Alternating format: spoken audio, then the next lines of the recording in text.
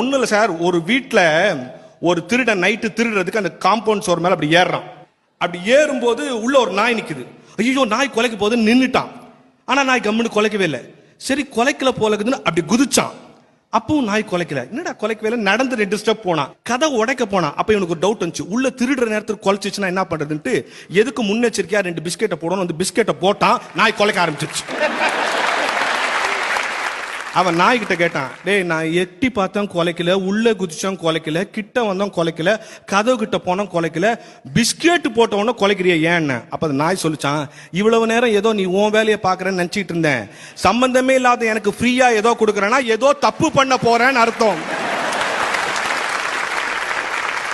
இந்த நாட்டில் இலவசமாக எதையாவது கொடுக்கறான்னு சொன்னா உன் தலையில மிளகா அரைக்க போறான்னு அர்த்தம்.